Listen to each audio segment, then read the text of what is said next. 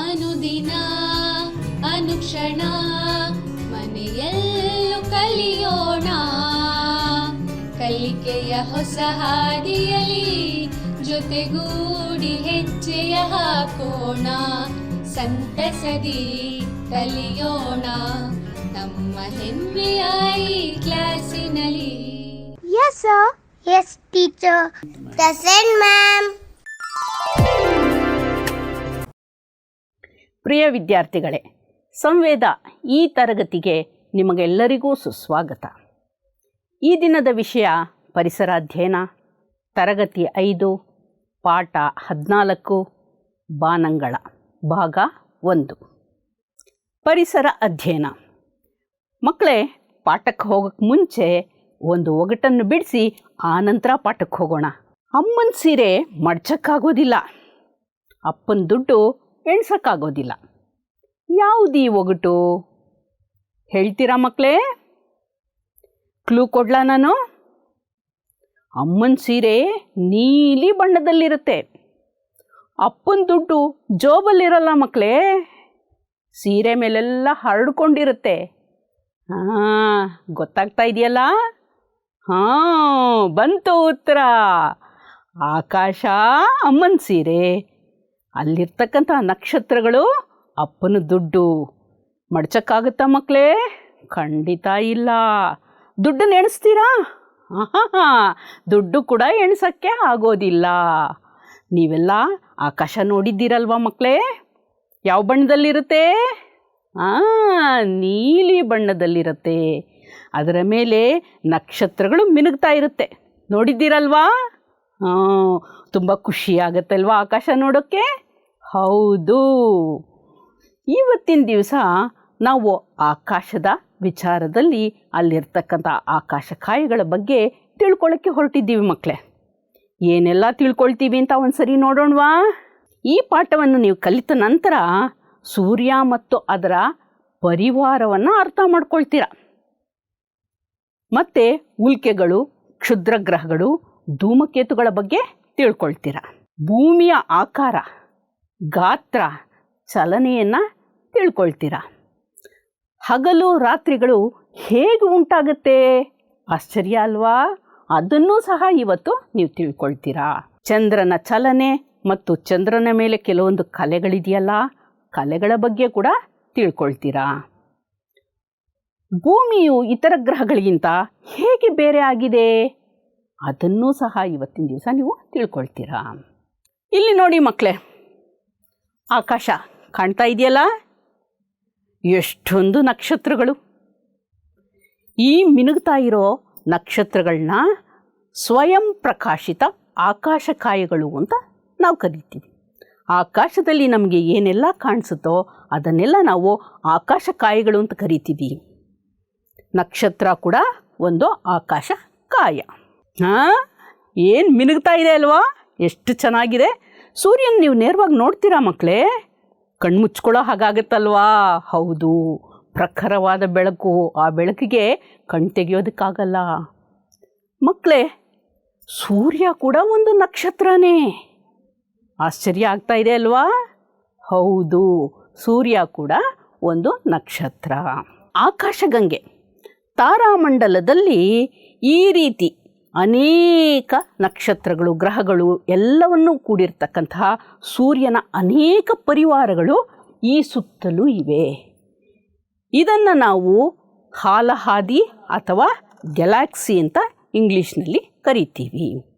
ಮುಂದೆ ತರಗತಿಗೆ ಬೇಕಾದ ಪದಗಳ ಪರಿಚಯವನ್ನು ನಾನಿವಾಗ ಮಾಡಿಕೊಡ್ತಾ ಇದ್ದೀನಿ ಮಕ್ಕಳೇ. ಇನ್ನು ಸೂರ್ಯನ ಪರಿವಾರ. ಸೂರ್ಯ ಇಲ್ಲಿದ್ದಾನೆ, ಸೂರ್ಯನ ಸುತ್ತಲೂ ಸುತ್ತಾ ಇರುವಂಥ ಗ್ರಹಗಳು ಇಲ್ಲಿವೆ. ಇವೆಲ್ಲವೂ ಸೇರಿ ಸೂರ್ಯನ ಪರಿವಾರ, ಸೂರ್ಯನ ಸಂಸಾರ, ಸೌರವ್ಯೂಹ ಈ ರೀತಿ ಕರಿತೀವಿ ಮಕ್ಕಳೇ. ಇನ್ನು ಗ್ರಹ. ಗ್ರಹ ಅಂದರೆ ಏನು? ಸೂರ್ಯ ಮಧ್ಯದಲ್ಲಿದ್ದಾನೆ, ಸೂರ್ಯನ ಸುತ್ತಲೂ ಸುತ್ತತಕ್ಕಂತಹ ಆಕಾಶಕಾಯಗಳನ್ನು ನಾವು ಗ್ರಹಗಳು ಅಂತ ಕರಿತೀವಿ. ಭೂಮಿ, ಭೂಮಿಯೂ ಸಹ ಒಂದು ಗ್ರಹ. ಅಕ್ಷ, ಆಕಾಶಕಾಯಗಳು ತನ್ನ ಸುತ್ತಲೂ ತಾನೇ ತಿರುಗೋದಕ್ಕೆ ಒಂದು ಕೇಂದ್ರವಿರುತ್ತೆ. ಸುತ್ತತಕ್ಕಂತಹ ಒಂದು ಭಾಗವನ್ನು ನಾವು ಅಕ್ಷ ಅಂತ ಕರೀತೇವೆ. ಇನ್ನು ಕಕ್ಷಾ ಮಾರ್ಗ, ಪ್ರತಿ ಗ್ರಹವು ಸೂರ್ಯನ ಸುತ್ತಲೂ ಚಲಿಸ್ತಾ ಇರುತ್ತೆ. ಕಾಣಿಸ್ತಾ ಇದೆಯಲ್ಲ, ಮಧ್ಯೆ ಸೂರ್ಯ ಇದ್ದಾನೆ, ಒಂದು ಗ್ರಹ ಸುತ್ತುತ್ತಾ ಇದೆ. ಈ ಸುತ್ತತಕ್ಕಂತಹ ಮಾರ್ಗ ಇದೆಯಲ್ಲ, ಅದು ನಿರ್ದಿಷ್ಟವಾಗಿರುತ್ತೆ, ಯಾವಾಗಲೂ ಬದಲಾವಣೆ ಹೊಂದೋದಿಲ್ಲ. ಈ ನಿರ್ದಿಷ್ಟವಾಗಿರ್ತಕ್ಕಂತಹ ಮಾರ್ಗವನ್ನು ನಾವು ಕಕ್ಷಾ ಮಾರ್ಗ ಅಂತ ಕರೀತೇವೆ. ಇನ್ನು ಅಕ್ಷ ಅಂತ ಒಂದು ಪದ ಉಪಯೋಗಿಸಿದ್ವಿ, ಕಕ್ಷೆ ಅಂತ ಒಂದು ಪದ ಉಪಯೋಗಿಸಿದ್ವಿ. ಇವೆರಡು ಒಂದೇನಾ ಅಥವಾ ಬೇರೆ ಬೇರೆ ಇರಬಹುದಾ? ಸ್ವಲ್ಪ ಯೋಚನೆ ಮಾಡಿ ಮಕ್ಕಳೇ. ನಿಮ್ಮ ಯೋಚನೆ ಸರಿಯಾಗಿದೆ. ಅಕ್ಷವೇ ಬೇರೆ, ಕಕ್ಷೆಯೇ ಬೇರೆ. ಅಕ್ಷ ಅಂದರೆ ಭೂಮಿ ತನ್ನ ಸುತ್ತಲೂ ತಾನು ಸುತ್ತತಕ್ಕಂಥದ್ದು, ಅಥವಾ ಯಾವುದಾದರೂ ಒಂದು ಗ್ರಹ ತನ್ನ ಸುತ್ತಲೂ ತಾನು ಅಕ್ಷದ ಸುತ್ತ ಸುತ್ತುತ್ತೆ. ಆದರೆ ಸೂರ್ಯನ ಸುತ್ತ ನಿರ್ದಿಷ್ಟ ಪಥದಲ್ಲಿ ಚಲಿಸಿದಾಗ ಅದನ್ನು ನಾವು ಕಕ್ಷೆ ಅಂತ ಕರಿತೀವಿ. ವ್ಯತ್ಯಾಸ ಗೊತ್ತಾಯ್ತಲ್ವ ಮಕ್ಕಳೇ? ಗ್ರಹದ ಅಕ್ಷ ಮತ್ತು ಕಕ್ಷಾ ಮಾರ್ಗದ ಪರಿಭ್ರಮಣೆ. ಅಕ್ಷ ಮತ್ತು ಕಕ್ಷ ಹೇಳಿದ್ವಲ್ಲ, ಇದು ಭೂಮಿ ತನ್ನ ಸುತ್ತಲೂ ತಾನು ಸುತ್ತಕೊಳ್ತಾ ಇರೋದು, ತನ್ನ ಕಕ್ಷೆಯಲ್ಲಿ ತಾನು ಸುತ್ತಾ ಇದೆ. ತನ್ನ ಕಕ್ಷೆಯಲ್ಲಿ ತಾನು ಸುತ್ತೋದನ್ನು ಅಕ್ಷ ಅಂತ ಕರಿತೀವಿ. ಸೂರ್ಯನ ಸುತ್ತಲೂ ಸುತ್ತಾ ಇದೆಯಲ್ಲ, ಈ ಮಾರ್ಗವನ್ನು ಕಕ್ಷಾ ಮಾರ್ಗ ಅಂತ ಕರಿತೀವಿ. ಇನ್ನು ಭೂಪಥ. ಏನು ಭೂಪಥ ಅಂತಂದರೆ, ಭೂಮಿಗೆ ತನ್ನದೇ ಆದ ಒಂದು ನಿರ್ದಿಷ್ಟವಾದ ಕಕ್ಷಾ ಮಾರ್ಗ ಇದೆ. ಈ ಭೂಮಿ ಸುತ್ತತಕ್ಕಂತಹ ಈ ಕಕ್ಷಾ ಮಾರ್ಗವನ್ನು ನಾವು ಭೂಪಥ ಅಂತ ಕರಿತೀವಿ. ಸೂರ್ಯನ ಪರಿವಾರ. ಸೂರ್ಯನಿಗೆ ಒಂದು ಸಂಸಾರ ಇದೆ ಅಂತ ತಿಳ್ಕೊಂಡ್ವಲ್ಲ, ಯಾರ್ಯಾರಿದ್ದಾರೆ ಸೂರ್ಯನ ಸಂಸಾರದಲ್ಲಿ? ಸೂರ್ಯ ಮತ್ತು ಅವನ ಸುತ್ತಲೂ ತಿರುಗುತ್ತಿರುವ 8 ಗ್ರಹಗಳು ಇವೆ, 173 ಉಪಗ್ರಹಗಳಿವೆ, ಸಾವಿರಾರು ಉಲ್ಕೆಗಳಿವೆ, ಮತ್ತು ಕ್ಷುದ್ರ ಗ್ರಹಗಳು, ಧೂಮಕೇತುಗಳನ್ನು ನಾವು ಸೂರ್ಯನ ಸಂಸಾರ ಅಂತ ಕರಿತೀವಿ. ಈ 8 ಗ್ರಹಗಳು ಯಾವುದು ಅನ್ನೋದನ್ನು ನಾವು ಮುಂದೆ ತಿಳ್ಕೊಳ್ತಾ ಹೋಗ್ತೇವೆ. ಇನ್ನು 173 ಉಪಗ್ರಹಗಳು, ಗ್ರಹಗಳ ಸುತ್ತಲೂ ಸುತ್ತತಕ್ಕಂಥದ್ದನ್ನು ನಾವು ಉಪಗ್ರಹಗಳು ಅಂತ ಕರಿತೀವಿ. ಅವು 173 ಇವೆ. ಇದೇ ಪಥದಲ್ಲಿ ಉಲ್ಕೆಗಳು, ಕ್ಷುದ್ರಗ್ರಹಗಳು, ಧೂಮಕೇತುಗಳು ಸಹ ಇವೆ. ಇವೆಲ್ಲವನ್ನು ಸೇರಿಸಿ ನಾವು ಸೂರ್ಯನ ಸಂಸಾರ ಅಂತ ಕರಿತೀವಿ. ನೋಡಿ ಮಕ್ಕಳೇ, ಇದೇ ಸೂರ್ಯನ ಸಂಸಾರ, ಸೂರ್ಯನ ಪರಿವಾರ. ಸೂರ್ಯನ ಪರಿವಾರದಲ್ಲಿ ಸೂರ್ಯ ಮಧ್ಯಭಾಗದಲ್ಲಿ ಇದ್ದಾನೆ. ಮೊದಲನೇದಾಗಿ ಬುಧಗ್ರಹ ಸೂರ್ಯನನ್ನು ಸುತ್ತಾ ಇದೆ. ಎರಡನೇದಾಗಿ ಶುಕ್ರಗ್ರಹ ಸೂರ್ಯನನ್ನು ಸುತ್ತಾ ಇದೆ. ಮೂರನೆಯದಾಗಿ ಭೂಮಿ, ಅದು ಒಂದು ಗ್ರಹ ಅಂತ ತಿಳ್ಕೊಂಡ್ವಲ್ಲ, ಅದು ಸುತ್ತಾ ಇದೆ. ನಂತರ ಮಂಗಳ ಗ್ರಹ ಸುತ್ತಾ ಇದೆ. ಮಂಗಳ ಗ್ರಹದ ನಂತರ ಗುರುಗ್ರಹ ಸುತ್ತಾ ಇದೆ. ನಮ್ಮ ಶನಿಗ್ರಹ ಕಾಣಿಸ್ತಾ ಇದೆ. ಇದಾದ ನಂತರ ಯುರೇನಸ್, ಅದಾದ ಮೇಲೆ ನೆಪ್ಚೂನ್. ಒಟ್ಟು ಎಷ್ಟು ಗ್ರಹಗಳಿದೆ ಎಣಿಸಿ ಮಕ್ಕಳೇ? ಕಾಣಿಸ್ತಾ ಇದೆಯಲ್ಲ, ಒಟ್ಟು 8 ಗ್ರಹಗಳಿವೆ. ಅದಲ್ಲದೆ ಧೂಮಕೇತುಗಳನ್ನು ನಾವು ನೋಡ್ತಾ ಇದ್ದೀವಿ. ಇದರ ಜೊತೆಗೆ ಈ ಸೂರ್ಯನ ಸುತ್ತಲೂ ಈ ಒಂದು ಮಾರ್ಗ ಕಾಣಿಸ್ತಾ ಇದೆಯಲ್ಲ, ಇಲ್ಲಿ ಕ್ಷುದ್ರ ಗ್ರಹಗಳು ಇವೆ. ಇದೆಲ್ಲವನ್ನು ಸೇರಿ ನಾವು ಸೂರ್ಯನ ಸಂಸಾರ ಅಂತ ಕರಿತೀವಿ. ಇನ್ನು ಸೂರ್ಯ ಒಂದು ನಕ್ಷತ್ರ ಅಂತ ಈಗಾಗಲೇ ತಿಳ್ಕೊಂಡಿದ್ದೀವಿ. ಸೌರಮಂಡಲದಲ್ಲಿ ಮಧ್ಯಭಾಗದಲ್ಲಿ ಕೇಂದ್ರ ಬಿಂದುವಾಗಿ ಸೂರ್ಯ ಇದ್ದಾನೆ. ಇವನ ಗುರುತ್ವಾಕರ್ಷಣ ಶಕ್ತಿಯಿಂದ ಅವನ ಪರಿವಾರದ ಎಲ್ಲ ಗ್ರಹಗಳು ಸೂರ್ಯನ ಸುತ್ತಲೂ ಸುತ್ತಾ ಇವೆ. ಸೂರ್ಯ ಯಾವ ಥರ ಇದ್ದಾನೆ ನೋಡಿ ಮಕ್ಕಳೇ? ಒಳ್ಳೆ ನಿಗಿ ನಿಗಿ ನಿಗಿ ಕೆಂಡದ ಥರ ಉರಿತಾ ಇದ್ದಾನೆ. ಹೌದು ಮಕ್ಕಳೇ, ಸೂರ್ಯನೂ ಒಂದು ನಕ್ಷತ್ರ ಅಂತ ಹೇಳಿದ್ವಲ್ಲ ನಾವು. ಹಾಗಾದರೆ ಸೂರ್ಯನ ಥರ ಎಲ್ಲ ನಕ್ಷತ್ರಗಳು ಯಾಕೆ ದೊಡ್ಡ ದೊಡ್ಡದಾಗಿಲ್ಲ? ಯೋಚನೆ ಮಾಡಿ. ಯಾಕಿಲ್ಲ ಅಂದರೆ ಸೂರ್ಯ ನಮ್ಮ ಭೂಮಿಗೆ ಹತ್ತಿರವಾಗಿದ್ದಾನೆ, ಆದ್ದರಿಂದ ದೊಡ್ಡದಾಗಿ ಕಾಣಿಸ್ತಾನೆ. ಆದರೆ ಬೇರೆ ನಕ್ಷತ್ರಗಳು ನಮ್ಮ ಭೂಮಿಯಿಂದ ದೂರಕ್ಕಿವೆ, ಆದ್ದರಿಂದ ಅವೆಲ್ಲ ಚಿಕ್ಕ ಚಿಕ್ಕದಾಗಿ ಕಾಣಿಸುತ್ತವೆ. ನಮಗೆ ಸೂರ್ಯ ಯಾಕೆ ಬೇಕು ಮಕ್ಕಳೇ? ಸೂರ್ಯ ಇಲ್ಲದೆ ಇದ್ರೂ ಆಯ್ತಲ್ವಾ? ಬೇಕಾ? ಯೋಚನೆ ಮಾಡಿ. ನೀವು ಹೇಳೋದು ಕರೆಕ್ಟ್ ಮಕ್ಕಳೇ. ಸೂರ್ಯ ನಮಗೆ ಬೇಕೇ ಬೇಕು. ಹಿಂದಿನ ತರಗತಿಯಲ್ಲಿ ನೀವೆಲ್ಲ ತಿಳ್ಕೊಂಡಿದ್ದೀರಾ, ನಮಗೆ ಆಹಾರ ತಯಾರಿಕೆಗೆ ಸೂರ್ಯ ಬೇಕು, ಸಸ್ಯಗಳ ಆಹಾರವನ್ನು ತಯಾರಿಸಬೇಕಾದ್ರೆ ಸೂರ್ಯನ ಬೆಳಕು ಬೇಕು ಅನ್ನೋದನ್ನು ನೀವು ತಿಳ್ಕೊಂಡಿದ್ದೀರಾ. ಹಾಗಾಗಿ ಸೂರ್ಯ ನಮಗೆ ಬೇಕು.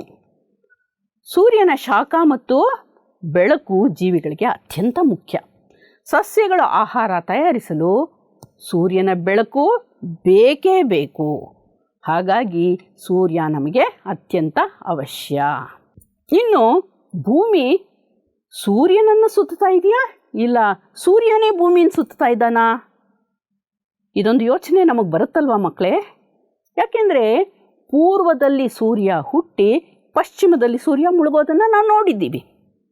ಬೆಳಗಾಯಿತು ಅಂತಂದರೆ ಮತ್ತೆ ಸೂರ್ಯ ಪೂರ್ವದಲ್ಲಿ ಹುಟ್ಟುತ್ತಾನೆ, ಪಶ್ಚಿಮದಲ್ಲಿ ಮುಳುಗ್ತಾನೆ. ಹಾಗಾದರೆ ಭೂಮಿಯನ್ನು ಸೂರ್ಯ ತಾನೇ ಸುತ್ತಾ ಇದ್ದಾನೆ, ಹೌದಾ? ಇಲ್ಲ ಮಕ್ಕಳೇ, ಸೂರ್ಯನನ್ನು ಭೂಮಿ ಸುತ್ತಾ ಇದೆ. ಇನ್ನು ಹಿಂದಿನ ಕಾಲದಲ್ಲಿ, ಬಹಳ ಹಿಂದೆ, ನಮ್ಮ ತಾತ ಮುತ್ತಾತ ಅವರಿಗಿಂತ ತುಂಬ ಹಿಂದಿನ ಕಾಲದಲ್ಲಿ ಚಂದ್ರ, ಸೂರ್ಯ ಮತ್ತು ಗ್ರಹಗಳು ಭೂಮಿಯನ್ನು ಸುತ್ತಾ ಇದೆ ಅಂತ ನಂಬಿಕೊಂಡಿದ್ರು. ಹಾಗಾಗಿ ಇದನ್ನು ಸೌರವ್ಯೂಹದ ಭೂಕೇಂದ್ರಿತ ಮಾದರಿ ಅಂತ ಕರೀತಾ ಇದ್ರು. ಇದನ್ನು ಕ್ಲಾಡಿಯಸ್ ಟಾಲೆಮಿ ಅಂತಕ್ಕಂತಹ ವಿಜ್ಞಾನಿ ಈ ಮಾತನ್ನು ಪ್ರತಿಪಾದಿಸಿದ್ದ. ಹೌದು, ಸೂರ್ಯನೇ ಭೂಮಿಯನ್ನು ಸುತ್ತಾ ಇರೋದು ಅನ್ನೋ ಮಾತನ್ನು ಹೇಳಿದ್ದ. ಆದರೆ ನಮ್ಮ ಭಾರತೀಯ ಖಗೋಳ ವಿಜ್ಞಾನಿ ಮತ್ತು ಗಣಿತಜ್ಞ ಆರ್ಯಭಟ ಭೂಮಿಯು ತನ್ನ ಇತರ ಗ್ರಹಗಳೊಂದಿಗೆ ಸೂರ್ಯನ ಸುತ್ತಾ ಇದೆ ಅಂತಕ್ಕಂಥ ಮಾತನ್ನು ಹೇಳಿದ. ಈ ಒಂದು ಮಾತನ್ನು ಆಧಾರವಾಗಿಟ್ಟುಕೊಂಡು ನಡೆದ ಸಂಶೋಧನೆಗಳು ಕೋಪರ್ನಿಕಸ್, ಕೆಪ್ಲರ್ ಮತ್ತು ಗೆಲಿಲಿಯೋ ಈ ವಿಜ್ಞಾನಿಗಳು ಸಹ ಆರ್ಯಭಟನ ಮಾತನ್ನು ಸಮರ್ಥಿಸಿದ್ರು. ಹೌದು, ಸೌರವ್ಯೂಹದಲ್ಲಿ ಸೂರ್ಯನನ್ನು ಭೂಮಿಯ ಸಹಿತ ಎಲ್ಲ ಗ್ರಹಗಳು ಸುತ್ತಾ ಇದೆ. ಆದ್ದರಿಂದ ಇದು ಸೌರವ್ಯೂಹದ ಸೂರ್ಯ ಕೇಂದ್ರಿತ ಮಾದರಿ ಅಂತ ಕರೆದರು. ಸೂರ್ಯನ ಸುತ್ತ ಅಂಡಾಕಾರದಲ್ಲಿ, ಅಂಡಾಕಾರ ಅಂದರೆ ಮೊಟ್ಟೆಯ ಆಕಾರದಲ್ಲಿ ಸೂರ್ಯನನ್ನು ಪ್ರದಕ್ಷಿಣೆ ಹಾಕುವ ಆಕಾಶಕಾಯಗಳೇ ಗ್ರಹಗಳು. ಪ್ರತಿ ಗ್ರಹಕ್ಕೂ ತನ್ನದೇ ಆದ ಒಂದು ನಿರ್ದಿಷ್ಟವಾದ ಮಾರ್ಗ ಇದೆ. ಅದನ್ನೇ ನಾವು ಕಕ್ಷಾ ಮಾರ್ಗ ಅಂತ ಕರೆದ್ವಿ. ನೆನಪಾಯ್ತಾ?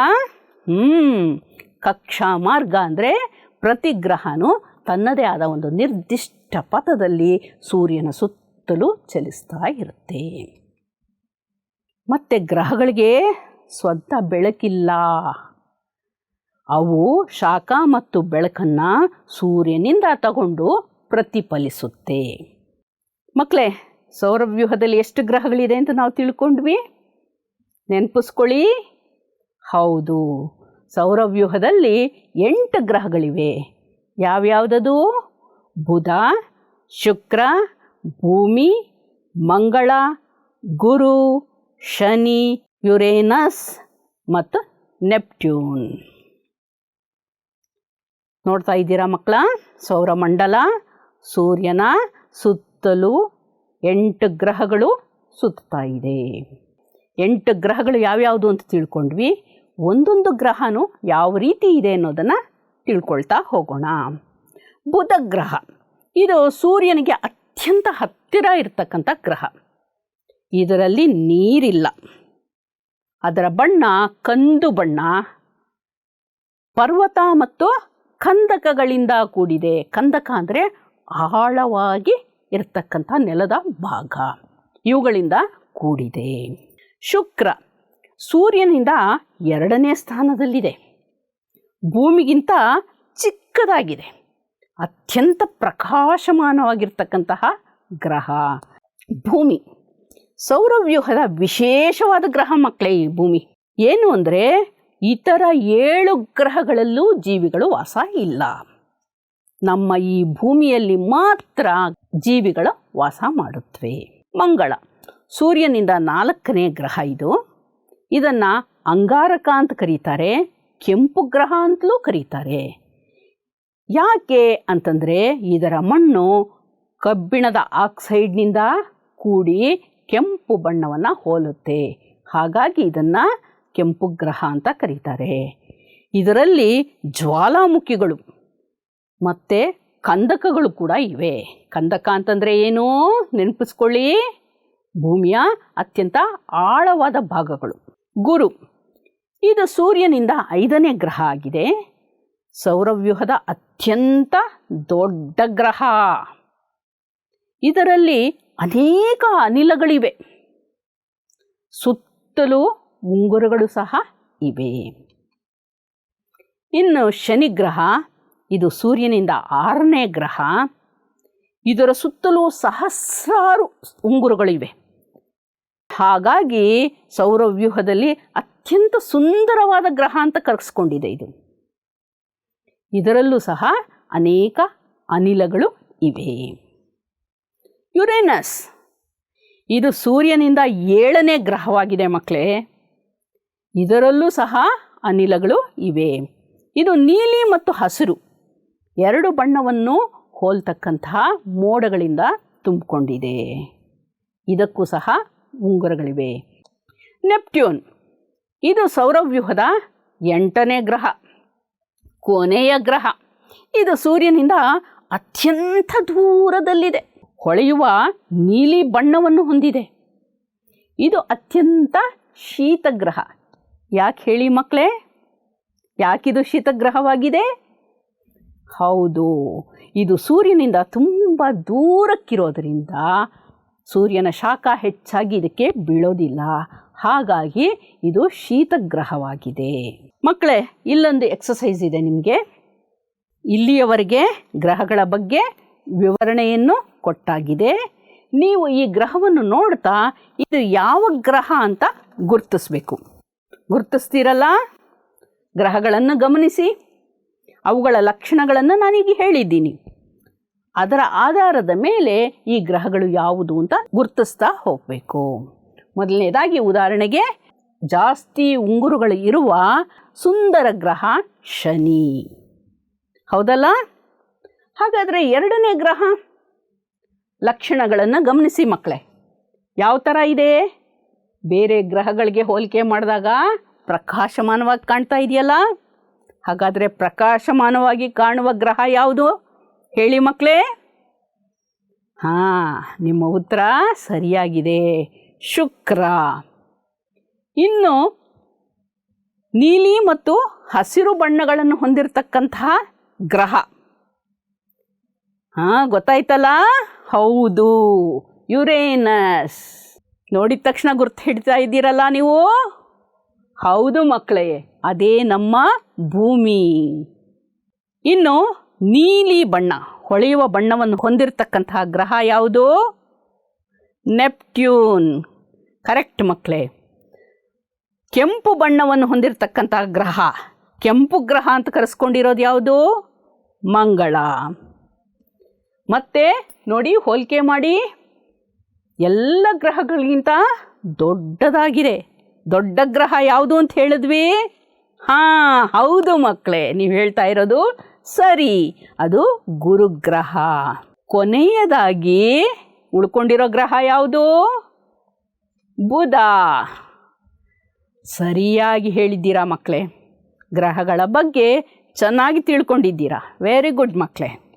ಮಕ್ಕಳೇ, ಸೂರ್ಯ ನಮಗೆ ಪೂರ್ವದಲ್ಲಿ ಹುಟ್ಟಿ ಪಶ್ಚಿಮದಲ್ಲಿ ಮುಳುಗಿದಂತೆ ಕಾಣುತ್ತೆ ಅಲ್ವಾ? ಯಾಕೆ? ಸ್ವಲ್ಪ ಯೋಚನೆ ಮಾಡಿ. ಭೂಮಿ ಪಶ್ಚಿಮದಿಂದ ಪೂರ್ವಕ್ಕೆ ಸುತ್ತುವುದರಿಂದ ನಮಗೆ ಸೂರ್ಯ ಪೂರ್ವದಲ್ಲಿ ಹುಟ್ಟಿ ಪಶ್ಚಿಮದಲ್ಲಿ ಮುಳುಗಿದಂತೆ ಕಾಣುತ್ತೆ. ನಾವು ಯಾವಾಗಲೂ ದೇವಸ್ಥಾನದಲ್ಲಿ ನಮಸ್ಕಾರ ಹಾಕುವಾಗ ಪ್ರದಕ್ಷಿಣೆ ಹಾಕ್ತೀವಲ್ಲ, ಪ್ರದಕ್ಷಿಣೆ ಹಾಕುವಾಗ ನಾವು ನಮ್ಮ ಬಲಭಾಗದಿಂದ ತಿರುಗ್ತೀವಿ, ಹೌದಲ್ವಾ? ಆದರೆ ಭೂಮಿ ಸುತ್ತುವಾಗ ಅಪ್ರದಕ್ಷಿಣೆ ಹಾಕುತ್ತೆ, ಅದು ಎಡಭಾಗದ ಕಡೆಯಿಂದ ಸುತ್ತುತ್ತೆ. ಹೀಗಾಗಿ ಪಶ್ಚಿಮದಿಂದ ಪೂರ್ವದ ಕಡೆಗೆ ಭೂಮಿ ಸುತ್ತುವಾಗ ತನ್ನ ಅಕ್ಷದ ಸುತ್ತಾನೂ ಸುತ್ತಾ ಇರುತ್ತೆ, ಹಾಗೆ ಸೂರ್ಯನ ಸುತ್ತ ಕೂಡ ಸುತ್ತಾ ಇರುತ್ತೆ. ಪಶ್ಚಿಮದಿಂದ ಪೂರ್ವದ ಕಡೆಗೆ ಸುತ್ತುವಾಗ ಪೂರ್ವ ಸೂರ್ಯನಿಗೆ ಮೊದಲು ಎದುರಾಗುತ್ತೆ. ಹಾಗಾಗಿ ನಮಗೆ ಸೂರ್ಯ ಪೂರ್ವದಲ್ಲಿ ಹುಟ್ಟಿ ಪಶ್ಚಿಮದಲ್ಲಿ ಮುಳುಗಿದ ಹಾಗೆ ಕಾಣುತ್ತೆ. ಇನ್ನು ಸೌರವ್ಯೂಹದ ಚಿತ್ರನ ನೀವೆಲ್ಲ ನೋಡ್ತಾನೇ ಇದ್ದೀರಾ. ಈ ಚಿತ್ರದ ಸಹಾಯ ಇಟ್ಟುಕೊಂಡು ಈ ಕೆಳಗಿನ ಪ್ರಶ್ನೆಗಳಿಗೆ ನೀವು ಉತ್ತರ ಕೊಡ್ತಾ ಹೋಗಬೇಕು. ಸೌರವ್ಯೂಹದಲ್ಲಿ ಎಷ್ಟು ಗ್ರಹಗಳಿವೆ? ಜ್ಞಾಪಕಕ್ಕೆ ಬಂತಾ? ಹೌದು, 8 ಗ್ರಹಗಳು. ಸೌರವ್ಯೂಹದಲ್ಲಿ ದೊಡ್ಡ ಗ್ರಹ ಯಾವುದು ಗೊತ್ತಿದೆಯಲ್ಲ? ಹೌದು, ಗುರು. ಅತ್ಯಂತ ಚಿಕ್ಕ ಗ್ರಹ ಯಾವುದು? ಬುಧ. ಹತ್ತಿರದಲ್ಲಿರ್ತಕ್ಕಂಥ ಗ್ರಹನೂ ಬುಧ ಮತ್ತು ಚಿಕ್ಕ ಗ್ರಹ ಸಹ ಬುಧ. ಸೂರ್ಯನಿಂದ ಭೂಮಿ ಎಷ್ಟನೇ ಸ್ಥಾನದಲ್ಲಿದೆ? 3ನೆಯ ಸ್ಥಾನದಲ್ಲಿ ಇದೆ. ಎಣಿಸ್ಕೊಂಡು ಬಂದಿದ್ದೀರಲ್ವಾ? ಮೊದಲನೇ ಗ್ರಹ ಬುಧ, 2ನೇದು ಶುಕ್ರ, 3ನೆಯ ಗ್ರಹ ನಮ್ಮ ಭೂಮಿ. ಕಾಣಿಸ್ತಿದೆಯಲ್ಲ? ಸೂರ್ಯನಿಂದ ಭೂಮಿ ಎಷ್ಟನೇ ಸ್ಥಾನದಲ್ಲಿದೆ? 3ನೆಯ ಸ್ಥಾನದಲ್ಲಿ ಇದೆ. ಎಣಿಸ್ಕೊಂಡು ಬಂದಿದ್ದೀರಲ್ವಾ? ಮೊದಲನೇ ಗ್ರಹ ಬುಧ, 2ನೇದು ಶುಕ್ರ, 3ನೆಯ ಗ್ರಹ ನಮ್ಮ ಭೂಮಿ. ಕಾಣಿಸ್ತಿದೆಯಲ್ಲ? ಸೂರ್ಯನಿಗೆ ಅತ್ಯಂತ ದೂರವಿರ್ತಕ್ಕಂಥ ಗ್ರಹ ಯಾವುದು? ಕೊನೆಯ ಗ್ರಹ. ನೆನಪಾಗ್ತಾ ಇದೆ ಅಲ್ವಾ? ಹಾಂ, ಸ್ವಲ್ಪ ಉಚ್ಚಾರ ಮಾಡೋಕ್ಕೆ ಪ್ರಯತ್ನ ಪಡ್ತಾ ಇದ್ದೀರಾ, ಗೊತ್ತಾಗ್ತಾ ಇದೆ. ಹೌದು, ಅದು ನೆಪ್ಟ್ಯೂನ್. ಯಾವ ಗ್ರಹ ಸೂರ್ಯನನ್ನು ಸುತ್ತಲೂ ಕಡಿಮೆ ಅವಧಿಯನ್ನು ತೆಗೆದುಕೊಳ್ಳುತ್ತೆ, ಏಕೆ ಅಂತ ಇಲ್ಲಿ ಒಂದು ಪ್ರಶ್ನೆಯನ್ನು ಕೇಳಲಾಗಿದೆ. ಹೌದಲ್ವಾ? ನಿಮ್ಗೆ ಹೇಗೆ ಗೊತ್ತಾಗುತ್ತೆ ಯಾವ ಗ್ರಹ ಕಡಿಮೆ ಅವಧಿ ತಗೊಳ್ಳುತ್ತೆ, ಯಾವ ಗ್ರಹ ಜಾಸ್ತಿ ತಗೊಳ್ಳುತ್ತೆ ಅಂತ? ಗೊತ್ತಾಗಬೇಕು ಅಂತಂದರೆ ಅದಕ್ಕೆ ಒಂದು ಆಧಾರ ಬೇಕಲ್ವಾ? ಆ ಆಧಾರವೇ ಈ ಪಟ್ಟಿ. ಈ ಪಟ್ಟಿಯ ಸಹಾಯದಿಂದ ನೀವು ಈ ಪ್ರಶ್ನೆಗಳಿಗೆ ಉತ್ತರವನ್ನು ಕೊಡ್ತಾ ಹೋಗ್ತೀರಾ. ಪಟ್ಟಿಯನ್ನು ನೋಡೋಣವಾ ಒಂದ್ಸರಿ? ಹೌದು, ನೋಡೋಣ. ಇಲ್ಲಿ ಗ್ರಹಗಳ ಹೆಸರುಗಳನ್ನು ಬರೆಯಲಾಗಿದೆ. ಈ ಗ್ರಹಗಳ ದೈನಂದಿನ ಚಲನೆಗೆ ತಗೊಳ್ತಕ್ಕಂತಹ ಕಾಲ ಎಷ್ಟು ಅಂತ ಈ ಪಟ್ಟಿಯಲ್ಲಿ ಬರೆಯಲಾಗಿದೆ, ಮತ್ತು ವಾರ್ಷಿಕ ಚಲನೆಗೆ ತೆಗೆದುಕೊಳ್ತಕ್ಕಂತಹ ಕಾಲವನ್ನು ಇಲ್ಲಿ ಕೊಡಲಾಗಿದೆ. ದೈನಂದಿನ ಚಲನೆ ಅಂದರೆ ಏನು? ಗ್ರಹ ತನ್ನ ಅಕ್ಷದ ಸುತ್ತ ತಾನೇ ಸುತ್ತುವುದಕ್ಕೆ ದೈನಂದಿನ ಚಲನೆ ಅಂತ ಕರಿತೀವಿ. ವಾರ್ಷಿಕ ಚಲನೆ ಅಂದರೆ ಏನು?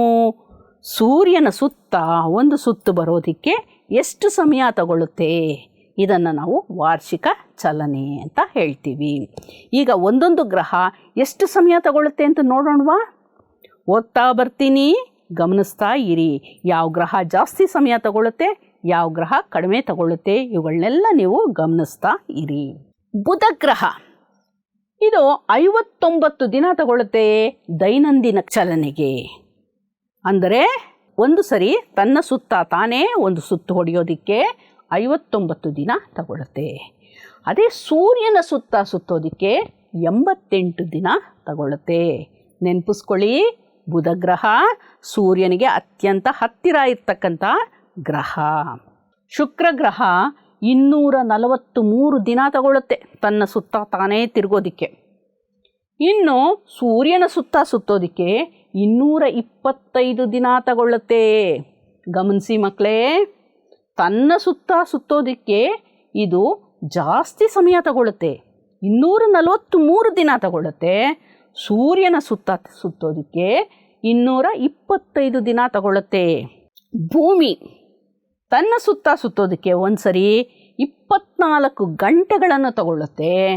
ಅದೇ ಸೂರ್ಯನ ಸುತ್ತ ಸುತ್ತೋದಕ್ಕೆ 365 ಕಾಲು ದಿನ ತಗೊಳ್ಳುತ್ತೆ.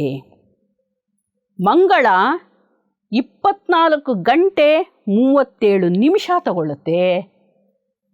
ವಾರ್ಷಿಕ ಚಲನೆಗೆ 686 ದಿನ ತಗೊಳ್ಳುತ್ತೆ.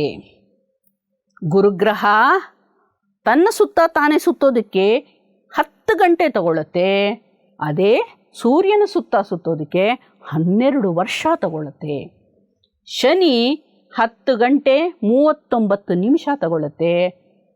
ಸೂರ್ಯನ ಸುತ್ತ ಸುತ್ತೋದಕ್ಕೆ 29.5 ವರ್ಷ ತಗೊಳ್ಳುತ್ತೆ. ಯುರೇನಸ್ 17 ಗಂಟೆ 13 ನಿಮಿಷ ತಗೊಳ್ಳುತ್ತೆ. ವಾರ್ಷಿಕ ಚಲನೆಗೆ 84 ವರ್ಷ ತಗೊಳ್ಳುತ್ತೆ. ನೆಪ್ಟ್ಯೂನ್ 16 ಗಂಟೆ 23 ನಿಮಿಷ ತನ್ನ ಸುತ್ತ ತಾನು ತಿರುಗೋದಕ್ಕೆ ತಗೊಳ್ಳುತ್ತೆ. ಅದೇ ಸೂರ್ಯನ ಸುತ್ತ ಸುತ್ತೋದಕ್ಕೆ 165 ವರ್ಷ ತಗೊಳ್ಳುತ್ತೆ. ಯಾಕೆ ಹೇಳಿ ಮಕ್ಕಳೇ? ಸೂರ್ಯನಿಂದ ಅತ್ಯಂತ ದೂರ ಇರತಕ್ಕಂತಹ ಗ್ರಹ ನೆಪ್ಟ್ಯೂನ್. ಹಾಗಾಗಿ ಬಹಳ ವರ್ಷಗಳನ್ನು ತಗೊಳ್ಳುತ್ತೆ.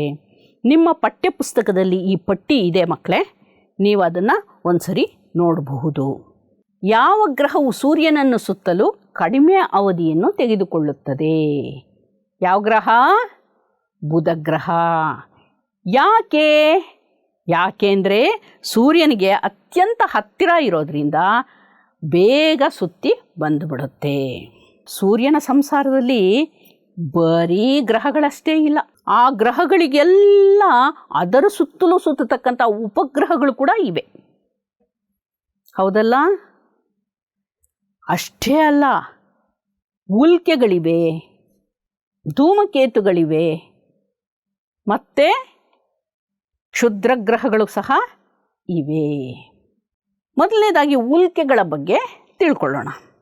ಭೂಮಿಯ ಸುತ್ತ ಒಂದು ವಾಯುಗೋಳ ಇದೆ ಮಕ್ಕಳೇ. ಈ ವಾಯುಗೋಳವನ್ನು ಕೆಲವೊಂದು ಕಲ್ಲಿನ ಥರ ಇರ್ತಕ್ಕಂತಹ ಚೂರುಗಳು ಪ್ರವೇಶ ಮಾಡುತ್ತವೆ. ಅಂದರೆ ಭೂಮಿಯ ಗುರುತ್ವಾಕರ್ಷಣ ಶಕ್ತಿಗೆ ಒಳಪಟ್ಟು ಭೂಮಿಯ ವಾಯುಗೋಳವನ್ನು ಈ ಚೂರುಗಳು ಪ್ರವೇಶ ಮಾಡುತ್ತವೆ. ಈ ಚೂರುಗಳಿಗೆ ನಾವು ಉಲ್ಕೆಗಳು ಅಂತ ಕರಿತೀವಿ. ರಾತ್ರಿಯ ಸಮಯದಲ್ಲಿ ಇದು ಪ್ರಕಾಶಮಾನವಾಗಿ ಉರಿಯುತ್ತಾ ಭೂಮಿ ಕಡೆಗೆ ಬಂದು ಬೀಳುತ್ತವೆ. ಹಾಗಾಗಿ ಇದನ್ನು ಬೀಳುವ ನಕ್ಷತ್ರಗಳು ಅಂತ ಕೂಡ ಕರಿತೀವಿ. ಇನ್ನು ಕ್ಷುದ್ರ ಗ್ರಹಗಳು, ಇದಕ್ಕೆ ಒಂದು ಆಕಾರ ಅಂತ ಇಲ್ಲ, ಬೇರೆ ಬೇರೆ ಆಕಾರಗಳಲ್ಲಿ ಇದು ಇರುತ್ತವೆ. ಶಿಲೆಗಳಂತಹ ಚೂರುಗಳು ಇದು ಸಹ. ಇದನ್ನು ಸೂರ್ಯನ ಸುತ್ತ ಸುತ್ತಾ ಇರುತ್ತವೆ.